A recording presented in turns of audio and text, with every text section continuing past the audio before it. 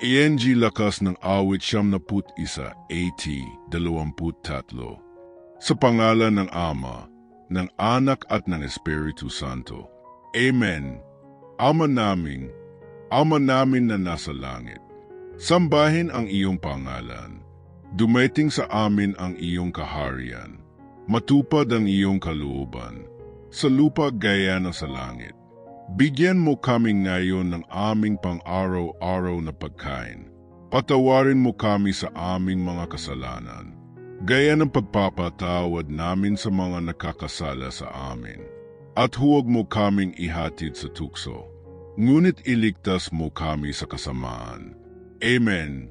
Panginoong Diyos na makapangyarihan sa lahat, dumarating kami sa iyong presensya sa sandaling ito ng may paggalang, pananampalataya at nagsisising puso. Ikaw ang aming kanlungan, aming lakas, ang Diyos na aming pinagkakatiwalaan, at kung kanino kami nagbibigay ng kaluwalhatian sa sandaling ito ng panalangin. Ama, ikaw na tumatahan sa lihim na dako ng kataas-taasan. Nais naming tumira sa ilalim ng iyong mga pakpak upang magpahinga sa lilim na makapangyarihan. Ang paniniwalang ang iyong proteksyon ay totoo, makapangyarihan ay hindi nagbabago. Panginoon, sa mahihirap na panahon, sa madilim na gabi, nananatili kang pareho, mabuti, tapat at makatarungan. Gumuho man ang mundo sa paligid natin, nagtitiwala kami na ikaw ay kasama namin. 1,000 ang mabubuwal sa ating tagiliran, 10,000 sa ating kanang kamay. Ngunit hindi tayo maabot dahil pinoprotektahan tayo ng Panginoon. Ipinadala ng Panginoon ang kanyang mga anghel upang protektahan tayo sa lahat ng ating paraan. Iligtas mo kami, O Diyos, sa salot na bumabalot sa mga anino. Ang nakatagong kasamaan ng tahimik na pag-atik, ang takot na sumusubok na magparalisa sa atin. Takpan mo kami ng iyong mga balahibo, at sa ilalim ng iyong mga pakpak ay gusto naming maging kami. Hayaang ang iyong katapatan ay maging aming kalasag. O minamahal na Ama, ikaw ang aming pasto, at hindi kami makukulang. Kahit na sa harap ng mga pakikibaka, tikalugi, kawalan ng katiyakan, dinala mo kami sa lunsyang pastulan, dinala mo kami sa tahimik na tubig, at nagpapaginhawa sa ating kaluluwa. Panginoon, kahit na lumalakad kami sa libis ng anino ng kamatayan, hindi kami matatakot sa kasamaan, dahil kasama ka namin. Ang iyong pamalo at ang iyong tungkod, sila ay umaaliw sa amin. Maghanda ka ng isang mesa sa harap natin, kahit na ang mga kaaway ay bumangon. Ahiran ng langis ang aming mga ulo. Ginagawang umaapaw sa ating saro ang pag-asa, pananampalataya at kagalakan. Tunay na ang kabutihan at awa ay susunod sa atin sa lahat ng araw ng ating buhay. At kami ay tatahan sa iyong bahay, Panginoon, magpakailanman. Diyos ko, gaano karaming tao ang nagdarasal kasama ko ngayon. Nararamdaman ang bigat ng panghihina ng loob, sakit, kalungkutan. Bisitahin ang bawat puso, Ama. Nagpapanumbalik ng lakas, nagdudulot ng kagalingan kung saan may karamdaman. Nagdudulot ng kapayapaan kung saan may kaguluhan. Nagdadala ng liwanag kung saan tila madilim ang lahat. Ikaw ang Diyos na nagbabante, nag-iingat, na hindi natutulog o inaantok. Ikaw ang Diyos na dinirinig ang panalangin ginawa ng lihim, at gumagawa ng mga himala sa tamang panahon. Naway ang mga anghel ng Panginoon ay magkampo ngayon sa palibot ng bahay na ito. Iligtas mo kami sa nakikita at hindi nakikitang kasamaan. Iundo ang bawat gawa ng kaaway, bawat araw na pumutok sa pamilyang ito. Laban sa isip na ito, laban sa katawan na ito. Sinasawi namin sa pangalan ni Jesus ang lahat ng pagkabalisa, lahat ng depresyon, lahat ng takot, lahat ng pagkabalisa, lahat ng espiritu ng kalituhan. Ipinapahayag namin ang spiritual, emotional at physical na kalayaan. Sapagkat kung saan naroon ang espiritu ng Panginoon, mayroong kalayaan. Panginoon, himinga nawa sa amin ang iyong Espiritu Santo sa sandaling ito. Ibinabalik nito ang diwa ng mga naisipang sumuko. I-renew ang pananampalataya ng mga nawalan ng pag-asa. Nagdudulot ito ng kapayapaan sa nagdadalamhating kaluluwa, ginhawa sa pusong sugatan. Alam namin na ikaw ang aming kanlungan. Kapag ang mundo ay walang seguridad, iniunat mo ang iyong malakas na bisig at sasabihin, huwag kang matakot, kasama mo ako. Sa makatuwid, ngayon ay ipinapahayag namin ng may pananampalataya at katapangan. Tayo ay iniingatan ng kataas-taasan, ginagabayan ng mabuting pasto, tinatakan ng Espiritu Santo, at natatakpan ng dugo ni Jesus. O Panginoon, tulungan mo kaming mamuhay na masunurin ng kabanalan, isang buhay na nakalulugod sa iyo, na sumasalamin sa iyong liwanag. Naway madama ng bawat taong nagdarasal ng panalangin ito ang iyong presensyang ngayon. Naway may supernatural na mangyari sa sandaling ito. Mga himala, pagpapagaling, pagpapalaya, pagpapanibago, kapayapaan. Nagtitiwala kami na ang Panginoon ay kumikilos ngayon. Sa bawat tahanan, sa bawat puso, sa bawat kaluluwang kumukonekta sa iyo sa panalangin ito. Dinadakila ka namin, O Diyos. Pinupuri ka namin sapagkat walang katulad mo. Nagpapasalamat kami sa iyo dahil kahit kami ay maliit at may kapintasan. Minahal mo kami ng walang hanggang pag-ibig. Sa lahat ng ito, kami ay nagdarasal at nagpapasalamat. Sa pangalan ni Jesucristo, ang ating Panginoon at tagapagligtas. Amen. Alleluia. Luwalhati sa Diyos. Gayon na ang iyong turn. Kung ang panalangin ito ay umantig sa iyong puso, isulat sa mga komento, Amen, Hallelujah. Luwalhati sa Diyos. Bumuo tayo ng tanikala ng pananampalataya at pagsamba. Ibahagi ang panalangin ito sa isang taong kailangang marinig ang salitang ito ngayon. At kung hindi ka pa nakasubscribe, mag-subscribe sa channel ngayon. I-activate ang kampana upang hindi mo makaligtaan ang anumang mga panalangin, salita, o mensahe ng pananampalataya na bubuo sa iyong buhay. Pagpalain ka nawa at ingatan ng Panginoon. Naway paliwanagin niya ang kanyang mukha sa iyo at bigyan ka ng kapayapaan hanggang sa susunod na panalangin. ENG Lakas ng Awit 71, 80-23. Sa pangalan ng Ama, ng Anak at ng Espiritu Santo. Amen.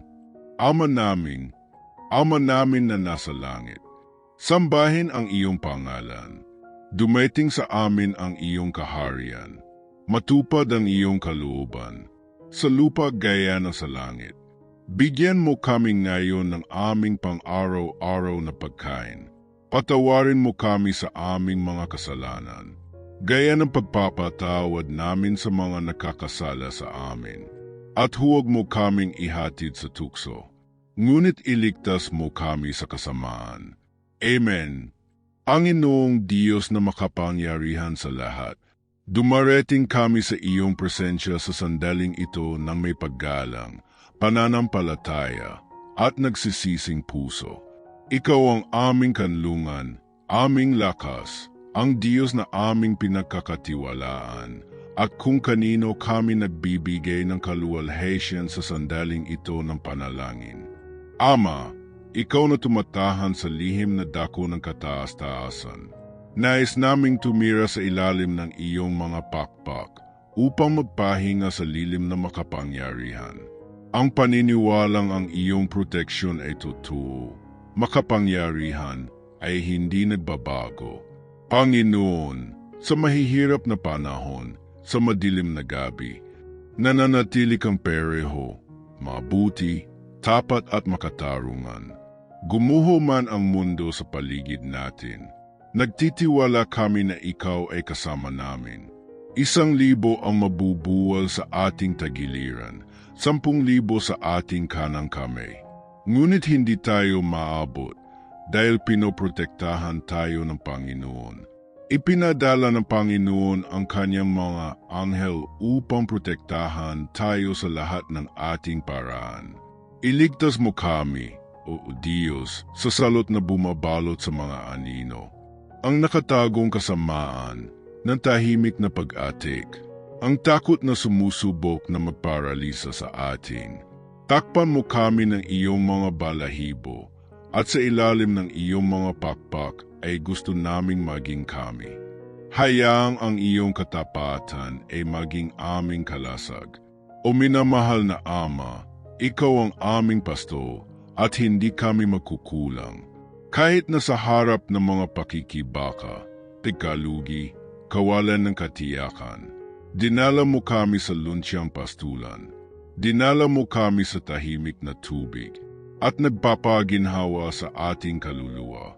Panginoon, kahit na lumalakad kami sa libis ng anino ng kamatayan, hindi kami matatakot sa kasamaan dahil kasama ka namin.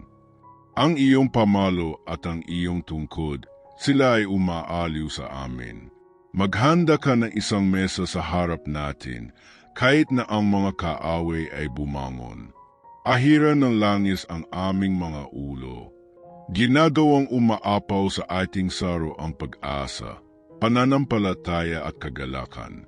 Tunay na ang kabutihan at awa ay susunod sa atin sa lahat ng araw ng ating buhay. At kami ay tatahan sa iyong bahay, Panginoon, magpakailanman. Diyos ko, gaano karaming tao ang nagdarasal kasama ko ngayon. Nararamdaman ang bigat ng panghihina ng loob, sakit, kalungkutan. Bisitahin ang bawat puso, Ama. Nagpapanumbalik ng lakas, nagdudulot ng kagalingan kung saan may karamdaman. Nagdudulot ng kapayapaan kung saan may kaguluhan. Nagdadala ng liwanag kung saan tila madilim ang lahat. Ikaw ang Diyos na nagbabante, nag-iingat, na hindi natutulog o inaantok. Ikaw ang Diyos na dinirinig ang panalangin ginawa ng lihim at gumagawa ng mga himala sa tamang panahon. Naway ang mga anghel ng Panginoon ay magkampo ngayon sa palibot ng bahay na ito. Iligtas mo kami sa nakikita at hindi nakikitang kasamaan. Iundo ang bawat gawa ng kaaway, bawat araw na pumutok sa pamilyang ito. Laban sa isip na ito, laban sa katawan na ito. Sinasawi namin sa pangalan ni Jesus ang lahat ng pagkabalisa, lahat ng depresyon, lahat ng takot, lahat ng pagkabalisa, lahat ng espiritu ng kalituhan.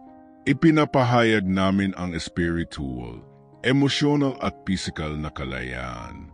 Sapagkat kung saan naroon ang espiritu ng Panginoon, mayroong kalayaan. Panginoon, himingan nawa sa amin ang iyong Espiritu Santo sa sandaling ito. Ibinabalik nito ang diwa ng mga naisipang sumuko. I-renew ang pananampalataya ng mga nawalan ng pag-asa. Nagdudulot ito ng kapayapaan sa nagdadalamhating kaluluwa, ginhawa sa pusong sugatan. Alam namin na ikaw ang aming kanlungan. Kapag ang mundo ay walang seguridad, iniunat mo ang iyong malakas na bisig at sasabihin, huwag kang matakot, kasama mo ako. Sa makatuwid, ngayon ay ipinapahayag namin ng may pananampalataya at katapangan. Tayo ay iniingatan ng kataas-taasan, ginagabayan ng mabuting pasto, tinatakan ng Espiritu Santo, at natatakpan ng dugo ni Jesus. O Panginoon, tulungan mo kaming mamuhay na masunurin ng kabanalan. Isang buhay na nakalulugod sa iyo, na sumasalamin sa iyong liwanag. Naway madama ng bawat taong nagdarasal ng panalangin ito ang iyong presensyang ngayon. Naway may supernatural na mangyari sa sandaling ito. Mga himala, pagpapagaling, pagpapalaya, pagpapanibago, kapayapaan. Nagtitiwala kami na ang Panginoon ay kumikilos ngayon. Sa bawat tahanan, sa bawat puso, sa bawat kaluluwang kumukonekta sa iyo sa panalangin ito. Dinadakila ka namin, O Diyos. Pinupuri ka namin sapagkat walang katulad mo. Nagpapasalamat kami sa iyo dahil kahit kami ay maliit at may kapintasan. Minahal mo kami ng walang hanggang pag-ibig. Sa lahat ng ito, kami ay nagdarasal at nagpapasalamat. Sa pangalan ni Jesucristo, ang ating Panginoon at tagapagligtas. Amen. Alleluia. Luwalhati sa Diyos. Ngayon na ang iyong turn. Kung ang panalangin ito ay umantig sa iyong puso, isulat sa mga komento, Amen, Hallelujah, luwalhati sa Diyos. Bumuo tayo ng tanikala ng pananampalataya at pagsamba. Ibahagi ang panalangin ito sa isang taong kailangang marinig ang salitang ito ngayon. At kung hindi ka pa nakasubscribe, mag-subscribe sa channel ngayon. I-activate ang kampana upang hindi mo makaligtaan ang anumang mga panalangin, salita, o mensahe na pananampalataya na bubuo sa iyong buhay. Pagpalain ka nawa at ingatan ng Panginoon. Naway paliwanagin niya ang kanyang mukha sa iyo at bigyan ka ng kapayapaan. Hanggang sa susunod na panalangin.